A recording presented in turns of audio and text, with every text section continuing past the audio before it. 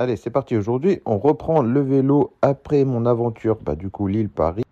Maintenant, on fait Lille-Dunkerque. Bon, bien sûr, un peu moins loin, 80 km. Mais bon, ça fait du bien de reprendre un peu le vélo. Ça faisait une petite semaine, du coup.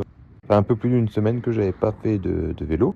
Bon, après, là, je vais monter quand même 2 monts aujourd'hui, histoire de pas faire que du plat. Et franchement, les sensations sont bonnes. Surtout après, du coup, ma grande aventure, j'ai pas trop eu mal.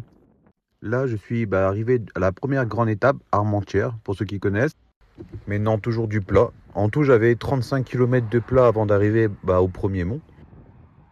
La seule chose qui manque, c'est un petit soleil. Mais bon, on est au mois d'octobre. Voilà, maintenant, ça devient enfin un peu sympa. On arrive aux premières pentes. C'est des petites routes toutes sympas, avec pas trop de voitures et pas trop de vent en plus. Arrivé en bas du premier mont, le petit bunker, comme on voit. Hop, arrivé en haut du premier mont, Mont Noir. Là, on peut voir les petits moulins du nord, de chez nous. Hop, deuxième mont validé, on est arrivé au bout, avec la petite vue sympa. On se fait une petite récompense après ces 2 monts et un peu d'énergie. Maintenant, il reste même pas 30 km vers du coup Dunkerque, toujours en passant dans des petits chemins de campagne. Maintenant, je suis au village de Bergues, pour ceux qui connaissent, dans le film Bienvenue chez Ch'ti.